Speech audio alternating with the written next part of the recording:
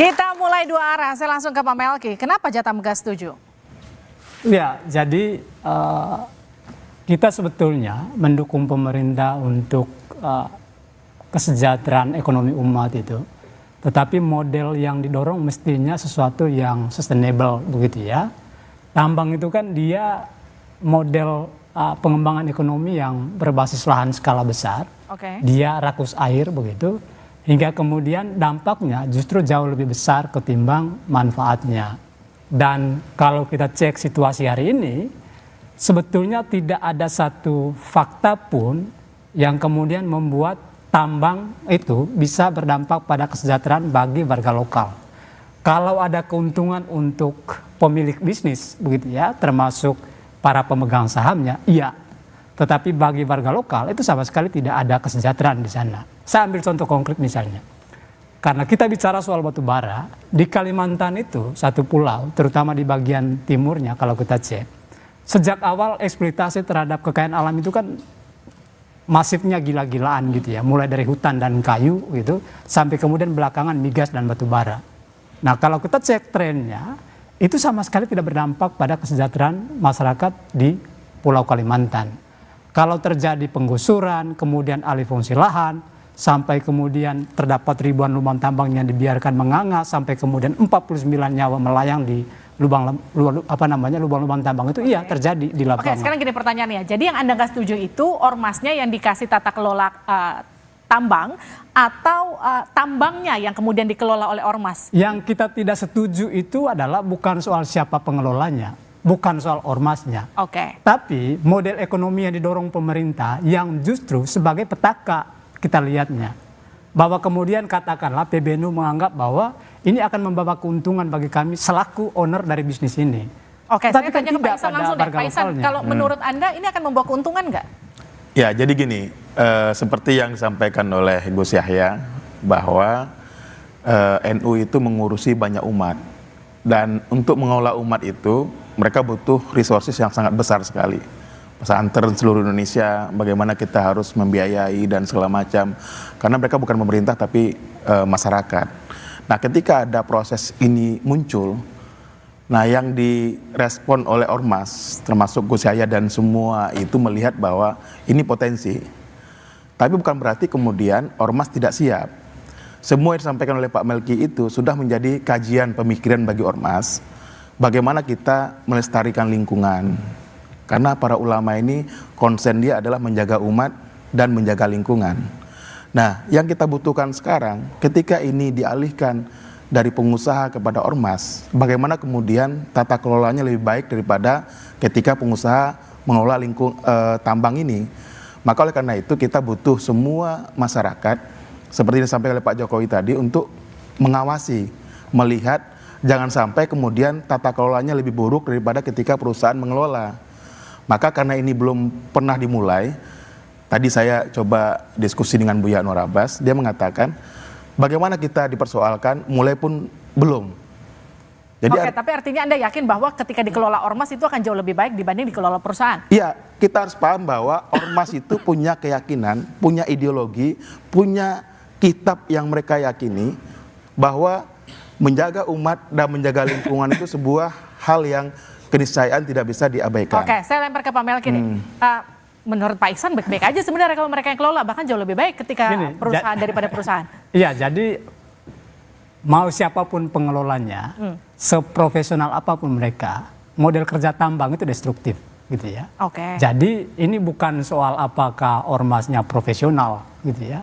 Tapi soal model atau cara kerja dari industri pertambangan itu yang memang dia rakus lahan seperti yang saya bilang tadi. Dia butuh air begitu ya. Saya ambil contoh konkret ya. Ketika kan Bahlil sudah menyebut bahwa PBNU akan mendapat konsesi hasil penciutan wilayah dari PLT Kaltim Prima Coal di Kalimantan Timur. Gitu. Saya mau bilang bahwa operasi PT KPC di Kalimantan Timur itu sudah berdekade begitu ya. Itu punya jejak daya rusak yang luar biasa gitu ya. Jadi masyarakat Dayak Pasap itu bahkan digusur gitu ya, hilang dari kampungnya. Jadi kalau dikatakan bisa melestarikan lingkungan itu nggak akan terjadi. Jadi ini mau siapapun pengelolanya, model kerja industri ekstraktif itu memang merusak. Gimana tuh Pak Isan? Ya, jadi memang pemetaannya perlu kita lakukan ya.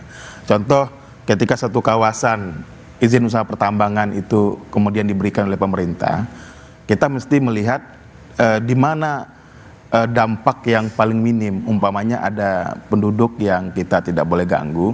Nah, kalau seandainya ada pilihan lain di wilayah industri izin usaha pertama itu bisa dieksplorasi, kenapa harus menggusur masyarakat? Itu yang pertama. Yang kedua yang harus kita pikirkan dengan kajian-kajian, dan saya menggarisbawahi apa yang disampaikan oleh Sekum Muhammadiyah, mereka lagi mempertimbangkan dan memikirkan. Jadi artinya bahwa ormas itu tidak serta-merta kemudian memutuskan. Ini satu proses di mana mereka ingin melakukan kajian. Nah, mungkin karakternya berbeda antara Gus Yahya dengan Prof Mukti yang kemudian merespon hal ini. Satu mengatakan sangat siap, satu mengatakan kami butuh kajian. Tapi dua potensi ini kita ingin lihat ketika mereka diberi amanah, mana yang paling kemudian meminimalisir dampak dari eksplorasi yang dilakukan oleh perusahaan yang kemudian meninggalkan banyak masalah. Ketika berbeda dengan ormas yang diberikan tugas. Saya ke Pak Ferdi. Pak Ferdi, Anda optimis nggak ini bisa berhasil dikelola oleh ormas? Saya nggak begitu optimis ya, karena di mana-mana fakta yang terjadi, tambang itu sebagaimana terlihat selalu terjadi paradox of plenty. Jadi pemilik tambangnya kaya raya, tetapi masyarakat sekitar lingkar tambang itu hidup miskin.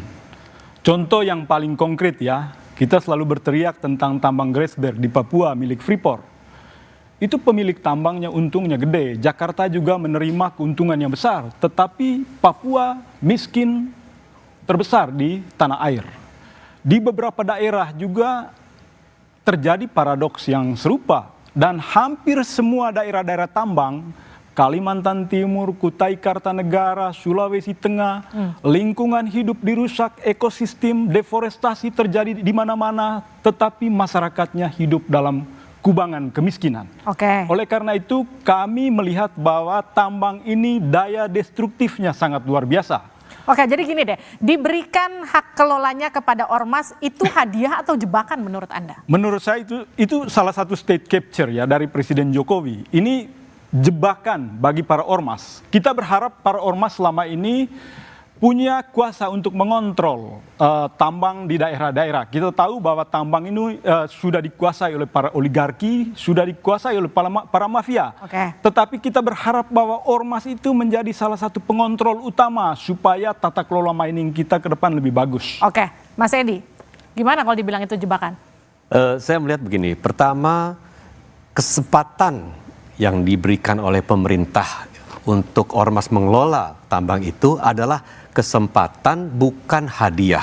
Artinya apa? Kalau kita analogikan, pemerintah itu memberikan kesempatan bagi ormas itu untuk tanam pohon, pohonnya dipelihara, bukan datang untuk petik buah, enggak seperti itu.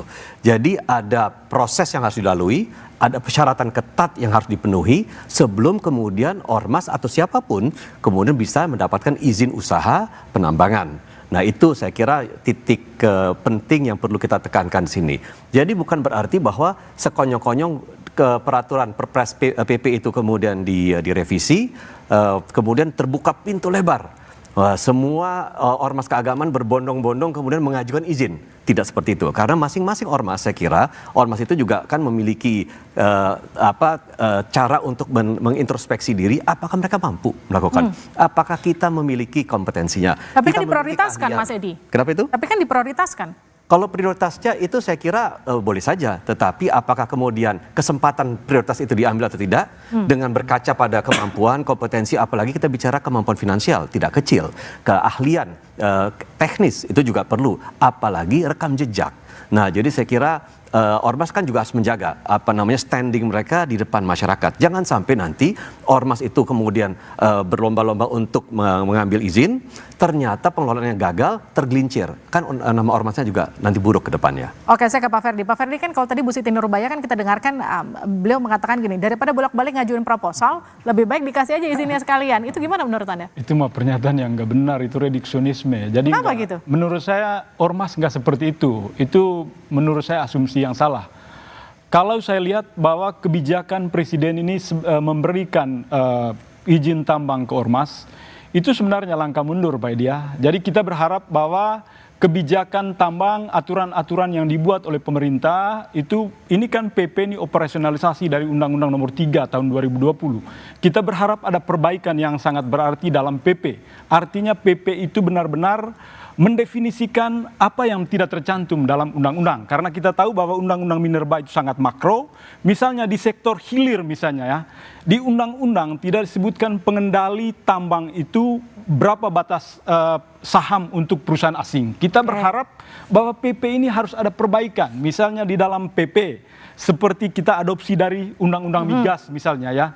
Jadi bagi hasil lebih besar ke negara dibandingkan ke perusahaan. Nah itu tidak kelihatan dalam PP yang dibuat oleh Jokowi. Bahkan menurut saya di akhir masa jabatan, Presiden Jokowi membuat blunder gitu loh. Jadi kita berharap bahwa PP yang harus dibuat oleh Jokowi adalah PP perbaikan supaya tata kelola tambang kita lebih bagus. Oke, saya ke Pak Melki. Pak Melki, tapi kenapa tadi di pernyataan Anda katakan ini dianggap sebagai bagi-bagi kue bagi kawan-kawan ormas di akhir periode Jokowi? Nanti dijawab saja deh di doa.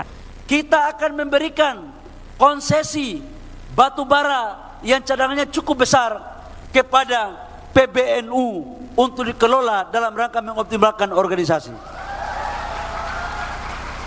Setujukah tidak NU kita kasih konsesi tambang? Setujukah tidak? Karena itu tidak lama lagi saya akan teken IUP untuk kasih PBNU karena prosesnya sudah hampir selesai. Itu janji saya kepada kalian semua. Nah, ormas itu pertimbangannya itu tadi karena ada sayap-sayap organisasinya yang memungkinkan. Daripada ormasnya setiap hari nyariin proposal, minta mengajukan proposal, kan lebih baik dengan sayap bisnis yang rapi dan tetap profesional. Itu Bang Ormas ada potensi ya? Nggak bilang, bisa konflik of interest kalau nggak diawasin rame-rame.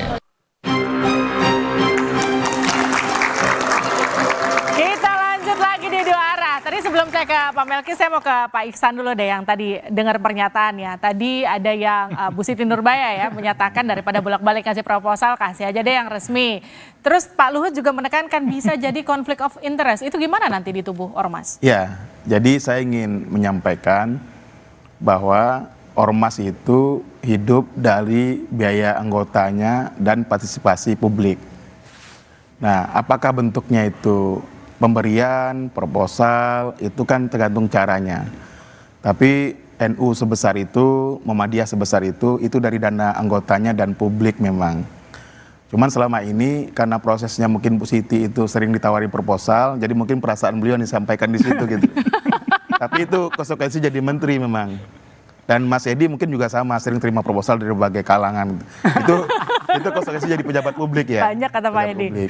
Jadi artinya apa? Kita ingin meyakinkan bahwa besarnya ormas itu karena anggotanya dan karena partisipasi publik selama ini. Nah itu makanya kemudian Gus Yahya itu semangat. Kalau seandainya bisa disubsidi dari tambang, mungkin anggota sama publik ini konsentrasinya bisa digunakan untuk memberdayakan anggotanya dan ini digunakan untuk amal usaha membesarkan pesantren. Oke, tapi gimana dengan kendala katakanlah ada nanti konflik of interest di sana? Nah ini yang baru ditanyakan ke Pak Luhut ini. Arti konflik interest itu apa? Justru saya khawatir itu kalau nggak dipegang ormas itu konflik interestnya banyak. Kenapa? Karena banyak penguasa yang nitip di situ. Oke, saya kasih nah kalau ke ormas kan belum tentu penguasa nitip. Gitu. Nah pertanyaannya ulama ini mau nggak dititipin sama penguasa gitu? Justru harus di ormas, kalau nggak konflik interestnya gede. Gimana tuh Pak Melki? Enggak, jadi gini, sebelum ke situ nyambung yang pertanyaan tadi. Sebetulnya mengapa kemudian kita baca PP 2524 ini kental dengan nuansa politik begitu ya? Karena bacaannya kan sebetulnya sudah terjadi sejak 2023 lalu. Ketika Presiden Jokowi itu teken satu Perpres 70 tahun 2023, itu persis 4 bulan menjelang pemilu. Lalu kemudian kalau kita cek durasi waktunya, muncul PP 2524 ini, itu kan persis terbit 6 bulan jelang kita pilkada serentak.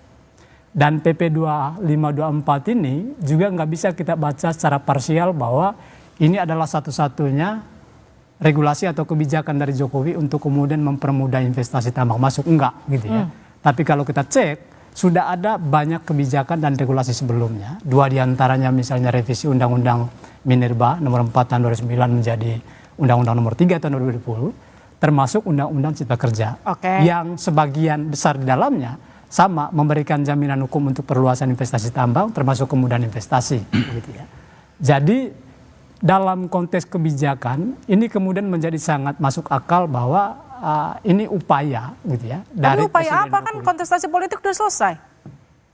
Kan kita mau pilkada begitu ya. Oh, belum selesai. Jadi kan ini buat gini, pilkada ya? Kami membaca Pak Jokowi itu, dia kemudian jangan sampai kita bacanya, beliau tidak punya kepentingan lagi pasca Oktober gitu ya. Oh, oke. Karena siapa yang akan menjabat setelah dia tentu anaknya salah satunya kan. Saya lempar ke Mas Edi deh. Mas Edi, ini dianggap sebagai hadiah dari Presiden untuk Ormas karena anaknya kemarin habis menang. Gimana tuh Mas Edi?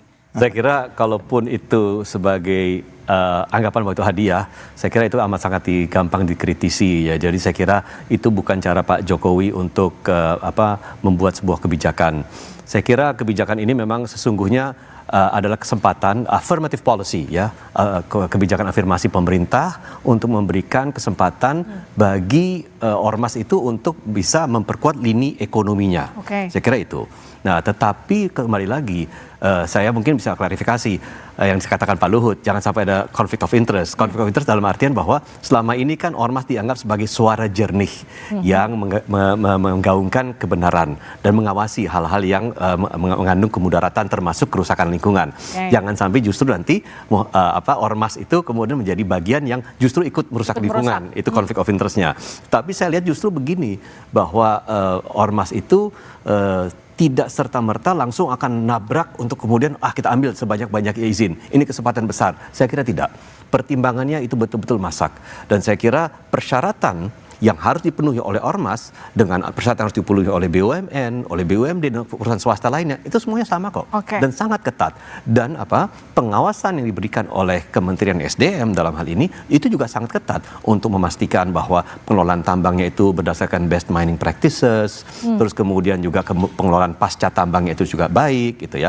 Memang ada 1-2 kasus ya memang di mana tersisa kerusakan lingkungan. Tetapi menurut hemat kami, apa yang menjadi tanggung jawab ormas keagamaan ke depannya tentu bebannya lebih besar kalau meninggalkan kerusakan lingkungan. Karena kan itu menyangkut nama besar ormas keagamaan ya. Jadi menurut Anda justru diberikan ke ormas itu jadi satu jaminan? Tidak jaminan, tetapi menurut saya beban bagi ormas untuk menjalankan tanggung jawab itu jauh lebih besar. Karena kalau sampai terjadi kerusakan lingkungan, ada masalah illegal mining dan lain-lain, justru itu kan akan mencederai nama baik ormas keagamaan. Setuju nggak Pak Ferdi? Saya ngelihat gini, kalau soal reklamasi pasca tambang ya Pak Edi ya, di Undang-Undang nomor 3 itu nggak terlalu jelas soal siapa yang akan mengontrol reklamasi pasca tambang. Bahkan hampir di seluruh daerah-daerah tambang, kita lihat tambang-tambang besar itu meninggalkan lubang menganga di bawahnya, itu karena biaya untuk menutup reklamasi itu lebih besar dibandingkan keuntungan yang diperoleh oleh perusahaan tambang. Pertanyaan saya, bagaimana kalau IUP dikelola oleh ormas? Bisakah melakukan reklamasi pasca tambang? Lalu yang kedua, ini sangat paradigmatik. Jadi Presiden Jokowi ini menarik mundur kembali undang-undang yang sudah dibuat. Sebenarnya sudah langkah maju ya. Undang-undang nomor 3 tahun 2020 itu revisi dari Undang-Undang nomor 4 tahun 2009. Nah di Undang-Undang nomor 4 2009 itu otoritas pemberi izin tambang itu ada di kabupaten dan kota. Dan wewenang pemberi izin ada di bupati dengan gubernur. Tetapi pada saat yang sama ribuan izin tambang dikeluarkan oleh Pemda di daerah dan ribuan juga yang ilegal. Nah, nggak ada tanda-tanda yang menunjukkan bahwa ada manfaat dari pengolahan hampir 12.000 IUP yang ada di daerah. Nggak ada manfaatnya Mas Edi? Nggak ada manfaatnya sama sekali. Penerimaan negara sangat kecil, nggak sampai 40 triliun. Penerimaan negara yang sangat besar dari kontrak karya dan PKP 2B. Hal itu memang harus kita akui, ada problematika di lapangan, iya betul ya, bahwa kemudian Pemda tetap mengeluarkan izin. Tetapi Pemda itu mengeluarkan izin saat ini atas pendelegasian dari pemerintah pusat. Itu sudah ada di dalam undang-undangnya. Jadi dalam PP-nya bahwa bisa mendelegasikan. Nah, tetapi yang terjadi memang kadang-kadang ini di masa lalu banyak sekali konflik bahwa Pemda di masa lalu mengeluarkan beberapa izin, kadang-kadang izinnya juga tumpang tindih satu dengan yang lain sehingga menimbulkan konflik. Nah, ini konflik terbawa sampai sekarang. Nah, itu yang menjadi permasalahan. Tetapi per hari ini permasalahan utama adalah karena memang izin diberikan dari pusat, kalau sampai ada kerusakan, ada permasalahan lingkungan, ada pencemaran dan lain-lain, tanggung jawabnya di siapa? Karena Pemda angkat tangan, saya nggak tahu kok, saya kan nggak pernah mengeluarkan izin. Nah, kalau kerusakan ini tolong ditanggung jawabnya ada di pemerintah pusat. Nah, ini yang permasalahan yang sedang kita mencoba tangani. Oleh karena itu keluarlah usulan untuk memberikan pendelegasian kepada pemerintah daerah agar mereka juga bisa mengeluarkan izin untuk itu. Nah, supaya mereka bertanggung jawab kalau sampai memang ada hal-hal yang memang menciderai perizinan yang diberikan itu dari aspek pengelolaan lingkungan dan lain-lain. Oke, bisa nggak gitu Mas Melki? Ya, jadi memang ada problem serius sebetulnya.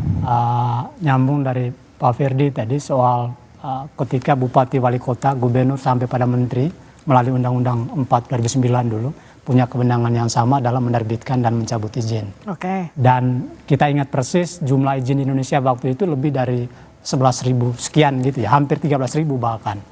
Dan itu yang kemudian salah satu yang memicu perluasan kerusakan itu dahsyatnya minta ampun di berbagai wilayah di Indonesia. Dan sebetulnya kan yang kita butuhkan hari ini, terutama ormas keagamaan kita yang punya pengaruh secara sosial dan politik begitu ya. Justru ada di barisan kaum marginal ini. Saya ambil contoh konkret misalnya. Petani gurem di Pulau Jawa ini, Mas, gitu ya. Jumlah 2013 itu kurang lebih ada 14 sekian juta. Lalu kemudian 2023 itu jumlahnya lebih dari 17 juta. Mereka yang lahannya itu kepemilikannya hanya 0,5 hektar saja. Jadi banyak sekali buruh-buruh tani. Mengapa kemudian tidak justru didorong ke arah sana untuk merombak gitu ya, redistribusi penguasaan atas tanah-tanah yang selama ini banyak dikuasai oleh korporasi. Di Indonesia secara keseluruhan saya mau bilang bahwa lebih dari 94% tanah di Indonesia ini diserahkan pengelolaannya kepada korporasi, bukan kepada warga biasa. Nah, kalau kita bicara soal kesejahteraan di masa depan, mengapa tidak ruang produksi ini yang kemudian kita kita ambil? Artinya gini, Anda mau bilang Presiden mau ngasih hadiah ke ormas tapi salah ngasih hadiah. Nanti dijawabnya saja di Duara.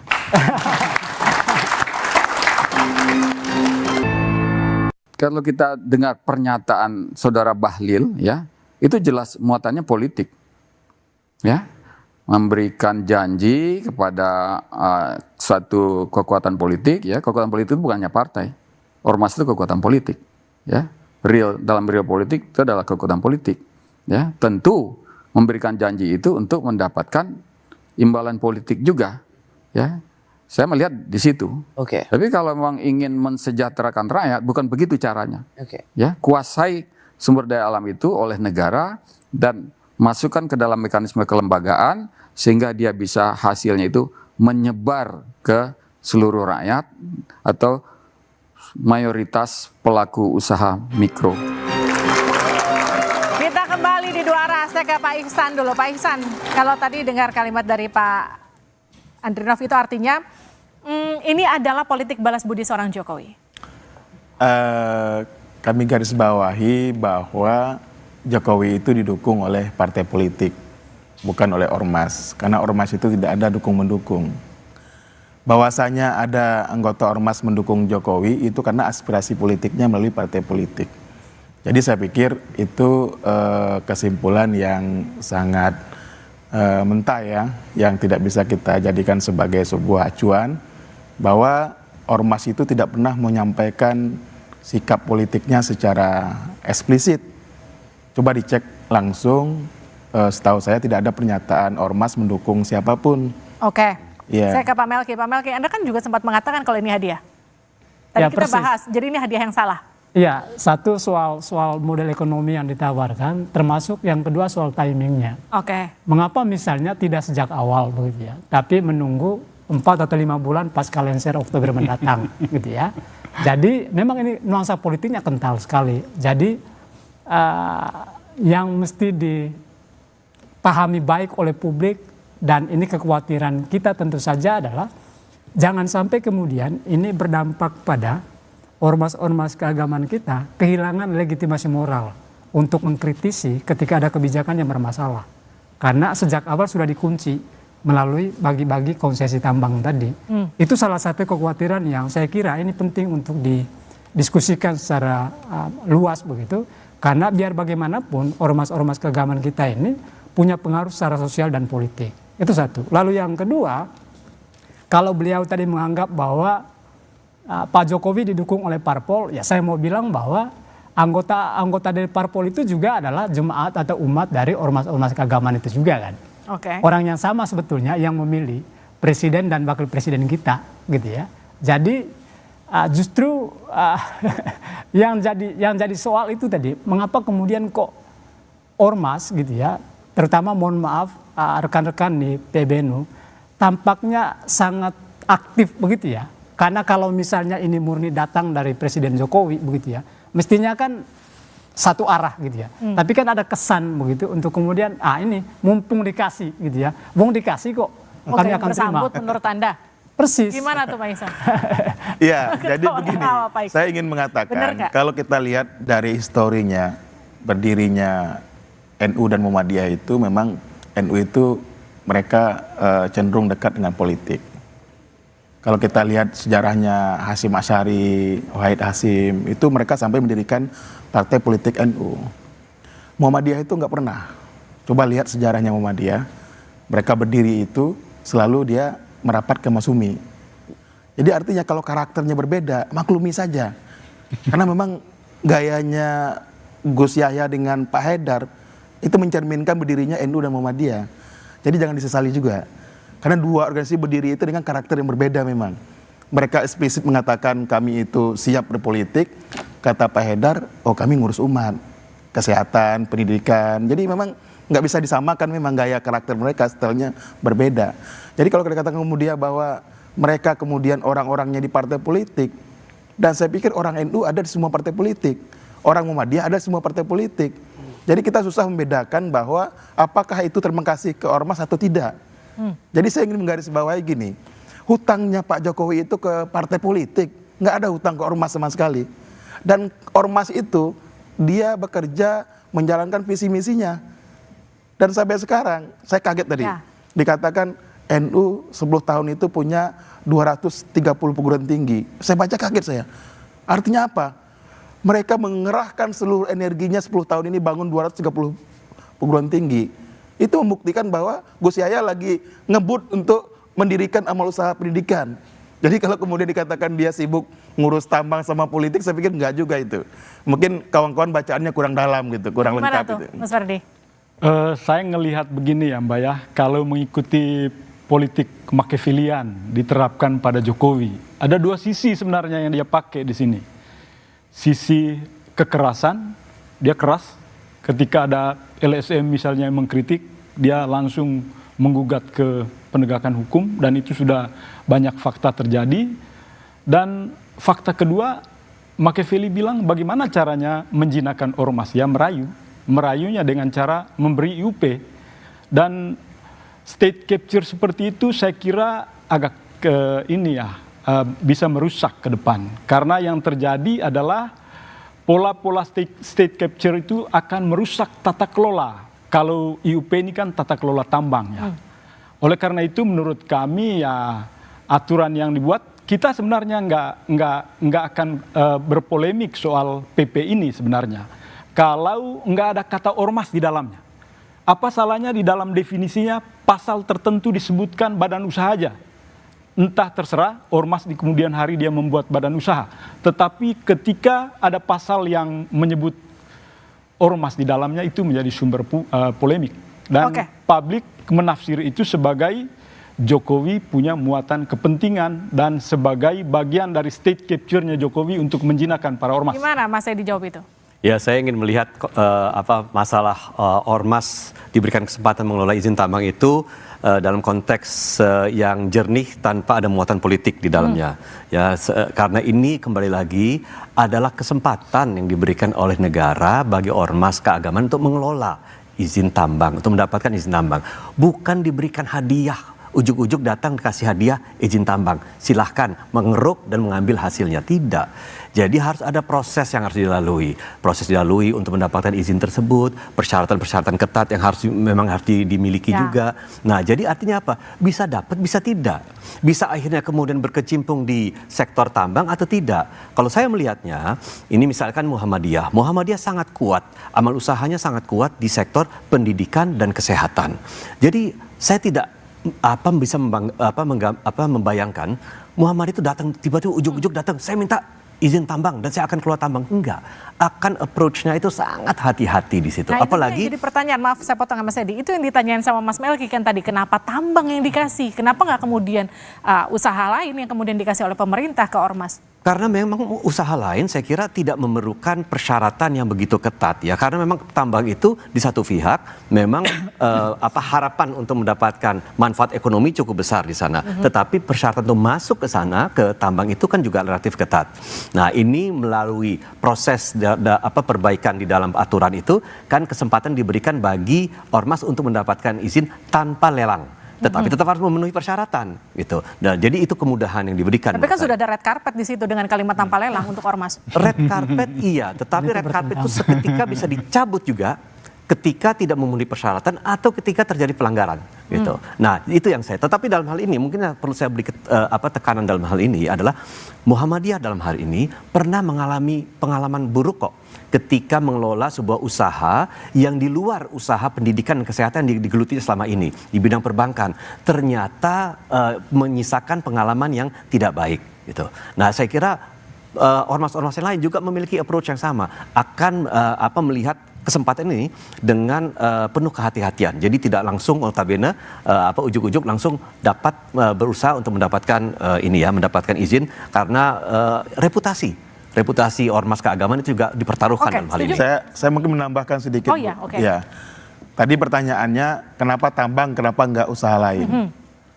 Kami ingin sampaikan bahwa NU Muhammadiyah itu punya usaha banyak di bidang lain itu. Ada pertanian, ada perikanan. Kalau kita datang ke daerah-daerah pelosok itu, kita jangan lihat kota. Kalau kota kelihatan NU Muhammadiyah itu sekolah sama kampus sama rumah sakit. Kalau kita datang ke pelosok-pelosok, itu pesantren itu punya tambak yang sangat besar, punya garam yang luar biasa. Jadi artinya apa? Mereka itu sangat produktif sebetulnya. Cuman selama ini kan itu nggak diberi pemerintah, itu mereka usaha sendiri. Mereka usaha perkebunan, pertanian, perikanan, itu usaha mereka sendiri, bukan pemberian pemerintah. Nah, tambang ini kan dikasih. Kenapa? Karena memang sistem undang-undangnya yang mengatakan bahwa itu pemerintah memberikan izin kepada mereka. Tapi kalau untuk yang tadi enggak, itu murni adalah kemampuan ormas untuk mengembangkan bisnisnya. Tapi kan pertanyaannya gini Bang, terutama terkait dengan rekan-rekan di MUI gitu ya. Ketika misalnya PP 2524 ini, dia beri atau obral konsesi tambang tadi tanpa lelang, itu kan sebetulnya bertentangan dengan undang-undang di atasnya, terutama undang-undang Minerba nomor 3. Ya, karena kita nggak melihat pada aspek itunya. Jangan melihat, kita coba lihat pada konteks afirmasinya. Dalam pengadaan barang dan jasa dan kemudian kewenangan presiden, itu ada afirmasi di situ. Jangan kemudian dibenturkan 70 dan 25 dengan undang-undang Minerba. Tapi kita lihat ketika ada afirmasi, contoh gini, selama di kementerian dulu mengurus, ketika kita butuh bantuan ke Papua, ada afirmasi uang yang digelontorkan ke Papua untuk kemudian membantu mereka karena mereka butuh bantuan tanpa harus diseleksi atau kemudian dilakukan proses yang sama dengan yang daerah lain. Nah, ini menunjukkan bahwa afirmasi itu adalah kewenangan dari presiden menentukan kemana dia harus berikan bantuan dia. Jadi saya bilang gini, kalau bicara pertentangan, kita bahas, kebetulan saya orang hukum perundang-undangan. Saya legal drafter untuk perundang-undangan, saya ingin mengatakan bahwa kewenangan-kewenangan itu diberikan oleh Undang-Undang Dasar dan ada hak untuk kemudian menentukan afirmasi dan diskresinya presiden sebetulnya. Tidak ada yang bertentangan dengan undang-undangnya. Yang kita persoalkan, siap enggak ormas diberikan tugas, itu aja sebetulnya. Kenapa? Karena memang seperti yang dibilangkan oleh Mas Edi, ini enggak sederhana bisnisnya. Artinya ketika kemudian proposalnya, amdalnya, kemudian IUP eksplorasinya, kemudian IUP produksinya itu kemudian diproses, ini nggak sederhana. Dan kami bicarakan di internal MUI, saya berapa kali dampingin pimpinan ketemu dengan banyak orang bicara tentang bagaimana sih tambang sebenarnya, kita belanja masalah, itu dijelaskan tambang itu sangat berat dan sangat rumit. Nah, Jadi itu, tidak Pak ada Iksan. kemudian orang yang ujuk-ujuk tiba-tiba kita kejar-kejar Pak Jokowi minta dong tambang, nggak ada. Karena Dan itu Gus Yahya juga nggak ngejar-ngejar sebetulnya. Yang ngejar itu Pak Bahlil menyampaikan dalam acara NU begitu. Tapi kesannya seperti NU minta-minta, enggak juga sebetulnya gitu. Maksud kita gini Bang, sebaik apapun, dalam tanda kutip sebaiknya ya, Presiden Jokowi untuk bagi-bagi begitu. Mestinya kan ormas keagamaan kita ini dia punya perspektifnya sendiri. Bahwa kue yang dibagi ini, di satu sisi barangkali dia punya keuntungan untuk ormas, tapi di sisi yang lain punya sisi mudaratnya. Nah itu kan sama sekali tidak dipertimbangkan. Saya tidak tahu dengan ormas yang tapi lain. gini Mas, ingat Pertama ya. sejauh ini PBNU. Ingat kan. ya, saya ingin menjelaskan, kemerdekaan negara ini dibangun dari tonggak-tonggaknya ormas. Para pejuang-pejuang itu adalah tokoh-tokoh ormas. Ketika Indonesia merdeka, yang menikmati adalah para pengusaha yang menguruk keuntungan sebanyak-banyaknya, kemudian menjadi crazy rich. Oke. Pajang pesawat, pajang rumah, pajang apa. Nah pertanyaan saya, kenapa ormas diberi kesempatan kita ribut? Nah sekarang gini, jadi pertanyaan saya gini, tadi kan Anda sempat katakan sekarang pertanyaannya adalah ormasnya siap atau enggak kalau dikasih kesempatan untuk tata kelola tambang ini. Jawabannya Iya. nanti dijawab saja deh. Iya. Saya langsung ke Pak Iksan. Pak Iksan, tadi pertanyaannya gini, ini sudah dikasih izin untuk tata kelola tambang, yang jadi pertanyaan siap nggak ormasnya? Ya, jadi gini, kalau kita lihat ranking perguruan tinggi dan kemudian jumlah perguruan tinggi, nah NU Muhammadiyah itu rankingnya banyak kampus-kampusnya yang teratas. Nah yang kedua, kalau jumlah profesor kita lihat di bidang pertambangan, di bidang energi, itu mereka punya banyak ahli-ahli di bidang pertambangan dan energi. Nah yang ketiga, kesiapan dari segi finansial, kalau uang mereka dihitung, susah ngitungnya. Kalau kita tukar ke mata uang itu seminggu kita ngitung nggak bisa habis hitung-hitungnya gitu. Begitu banyaknya uangnya ormas itu. Nah persoalan kita sekarang bukan pada kesiapannya. Kalau kesiapan sangat siap sebetulnya. Kenapa? Orang-orang yang di perusahaan di mana itu orangnya ormas semua. Oke. Mereka, saya ketemu kemarin dengan beberapa orang yang datang ke ormas, beberapa penambang segala macam. Itu saya kenal mereka itu, mereka dari dulu adalah penambang-penambang yang memang kadernya ormas. Jadi artinya secara kesiapan, ormas sangat siap. Oke. Cuman selama ini mereka tidak pernah dikasih kesempatan aja. Cuma persoalan gini, saya setuju dengan pola-pola yang dibangun oleh ormas, karena MUI tempat berkumpulnya para ormas, kita diskusi di situ. Nah, sampai pada hari ini konteksnya itu belum ada keputusan apapun di MUI membicarakan tentang tambang. Tapi kita hanya berusaha bicara bagaimana kemudian kita ingin coba melihat persoalan ini dalam berbagai perspektif gitu loh. Kita ingin lihat bagaimana pola Muhammadiyah, NU, Persis, yang lain ingin melihat apa sih konteksnya tambang ini. Baik. Dan sekarang masih berjalan kajian-kajian itu. Atau pertanyaannya justru, siap nggak ormas gitu ya, untuk kemudian menerima fakta bahwa yang jadi korban tambang-tambang selama ini juga bagian dari anggota-anggota ormas ini gitu ya. Itu satu. Lalu siap nggak ormas ini kemudian akan menjadi aktor dari perusakan lingkungan itu sendiri. Oke. Karena seperti yang saya bilang di awal, yang namanya tambang itu destruktif. Nggak ada good mining practice di Indonesia, nggak ada gitu ya. Kalau Anda bicara soal aturan kita ketat, kita punya AMDAL dan segala macamnya, saya mau pastikan bahwa AMDAL di Indonesia itu Pak, tidak dalam kerangka memitigasi kerusakan, enggak. Oke. Tapi konteksnya untuk memenuhi persyaratan prosedural sehingga dia dapat izin lingkungan lalu kemudian operasi. Kalau toh sudah ada orang-orang ormas di dalam tambang-tambang itu, bahkan banyak profesor-profesor dari ormas-ormas, alangkah baiknya ormas berdiri sebagai penegak moral gitu loh, bahwa sudah saatnya menolak semua kebijakan yang diajukan, semacam hadiah yang diberikan oleh Jokowi untuk memberi IUP kepada ormas. Jadi biarkan ormas bergerak sebagai organisasi kemasyarakatan. Jadi harusnya sebagai pengawas Jadi saja. gini, campur baur dengan pertanyaan gini, hasil bumi kita yang begitu melimpah ruah dibiarkan para pengusaha menikmati, kemudian hidup pesta pora, ormas bekerja membangun masyarakat, kesehatan, pendidikan, di mana keadilan kita? Tapi mestinya ormas tempatnya di situ, Bang. Jadi ormas tugasnya mengontrol Tapi Pak Said, Monopoli asal yang pemerintah dilakukan mau oleh menyiapkan anggaran, perusahaan besar itu. asal pemerintah mau menyiapkan anggaran. Jadi gini, ormas itu menjalankan undang-undang dasar, tugas yang ditugaskan kepada pemerintah, kemudian dikerjakan oleh ormas, dan kemudian ormas tidak dibayar oleh pemerintah. Bayangkan bagaimana kontribusi kami ormas ini membangun negara ini yang seharusnya itu adalah undang-undang dasar mengatakan fakir miskin telantar dipelihara oleh negara, tapi dipelihara oleh ormas saat ini. Nah, kemudian pertanyaannya negara ini di mana nih? Oke, Ya, Mas saya Edi. justru merasa bahwa ormas karena memiliki suara dan pandangan yang jernih, justru akan lebih objektif dan akan lebih terus terang mengetahui dan menyampaikan jika mampu mengelola akan mengelola. Kalau tidak mampu mereka tidak akan mengelola. Itu.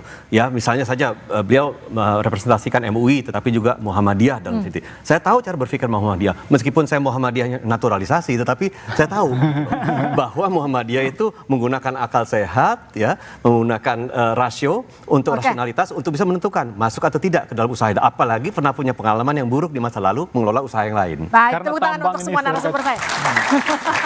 Oke, artinya gini, kekayaan sumber daya alam memang sudah seharusnya dikelola dengan baik, profesional, dan berorientasi kemaslahatan, kemasyarakatan, bukan kepentingan kelompok ataupun golongan. Salah kelola lahan tambang tak hanya menimbulkan kerugian finansial dan juga kerusakan lingkungan, tapi juga dapat berujung pada perkara pidana. Jangan sampai citra yang sudah baik sebagai ormas keagamaan jadi terseret dalam masalah hukum hingga kredibilitas dipertaruhkan demi mendapat jatah konsesi tambang. Demikian Dua Arah pada malam hari ini. Saya Liviana Charlisa, sampai jumpa.